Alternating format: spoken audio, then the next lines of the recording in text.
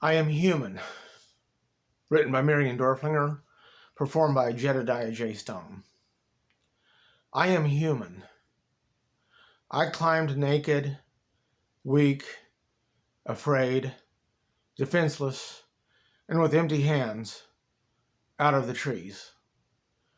The most vulnerable, fearful, prey creature in the forest. And now I have a nuclear arsenal. In the beginning, we did not talk any more than we had to. We knew many words and we loved to speak, for love was great in our hearts, and words were soothing when we dare speak. But we were always afraid, for we lived in the treetops, and we ate fruit, and we watched the predator animals kill the prey animals. And all we could do was eat fruit and live in the trees until we grew too weak to hold on. And when we grew old and weak and we had to let go, the predators ate us. And we could not save our loved ones. And every human knew that life ended this way, that you would eat and love and fear death and die to the predators. And this was life.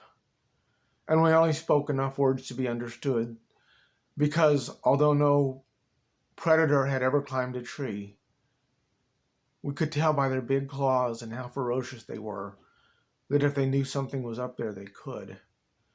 And if we spoke few words and softly, they would never know we were there. And we would not have to die until we were too weak to hold on.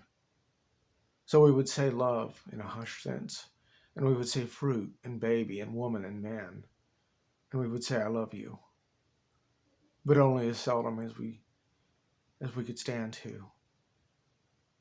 And although there was no such thing as hunger or war or violence or hatred or greed, and all humans loved all humans, life was nothing but love shadowed by fear, and the knowing that in the end, death would hurt and be lonely.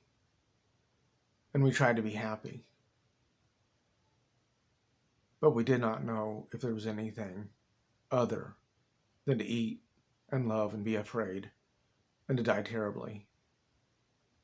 And to die and be eaten would be the end of a human.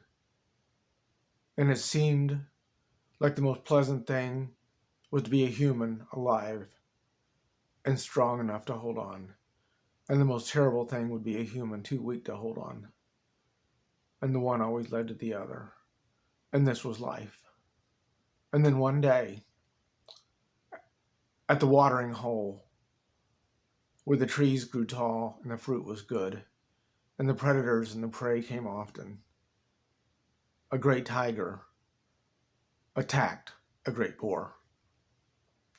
And the tiger growled from a distance instead of coming up cunningly and pouncing on the boar.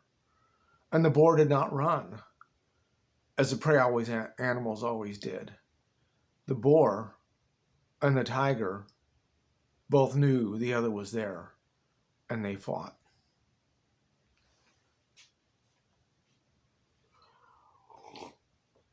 And we watched in silence, for we had never seen a fight before. We had never seen a prey animal defend itself. And it was so terrible. The claws of the tiger and the tusk of the boar. Oh, the blood. Oh, the pain. The suffering. It was worse than being eaten, a weak, helpless human, for the boar and the tiger, but they fought savagely, as if they loved it. And one female was watching, and she did her hand with a closed hand as if she were holding onto a tree branch. But there was no tree branch. It was a closed hand. And she gripped her hand tight. And her muscles stood out. And we all did it while we watched the fight. And we realized we were strong. That to close the fist and to make it hard would make the muscles stand out and feel hard. And we felt strange. And the fight went on, and in the end, the boar died. And the tiger tried to eat, and he bled out, and the tiger died. And there was no eating after the killing. It was just death. And we spoke loud and excited. What can this mean? That two things die horribly and nothing eats? And what does it mean to have a muscle? Look at the strength of the boar and the tiger. They eat meat. They can kill. A prey animal can kill a predator animal. What if a pack of prey animals caught a predator animal by surprise and attacked it and made it the prey animal? If they were strong, if their hands could hurt. These hands of ours have no claws. But what if we could hold something hard like a rock as we hold a banana? A rock does not look that heavy from the top of a tree. Rocks are not much bigger than bananas, and some of them are sharp. What would a rock do in the hand of 100 humans catching a tiger by surprise? And one old man spoke. You must stop speaking now. This is sin. Sin. No human in our memory had ever said sin. No human knew that word except the old man, but it gave us a terrible feeling, but it was exciting. Two things, a bad feeling and a good feeling together when he said sin.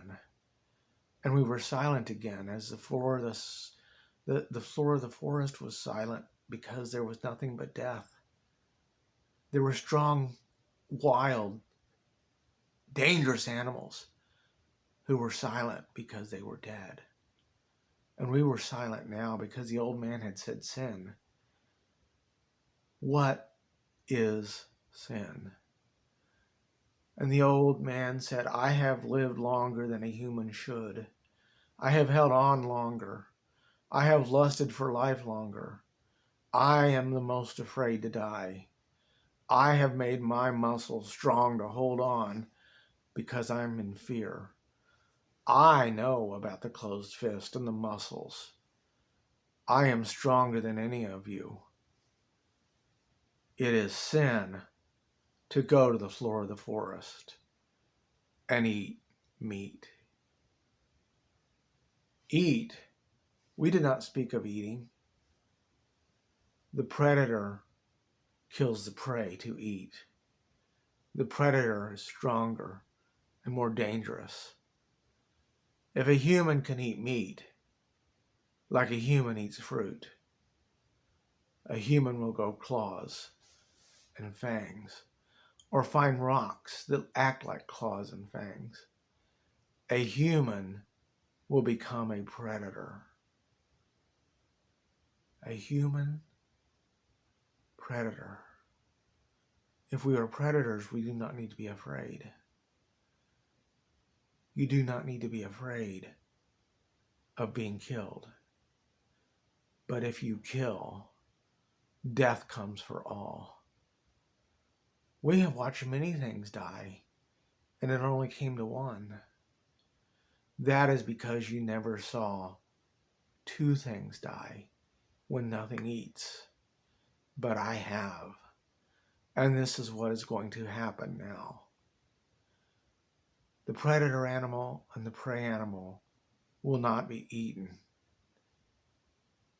They will rot. And a terrible, terrible thing called stench will ascend to the trees.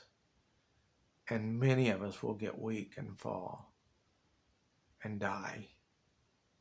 And if nothing comes to eat us, we will die slowly, and we will stench, and more of us will die. I alone have seen this terrible thing happen. We thought all humans will die way back then. Why are humans still alive?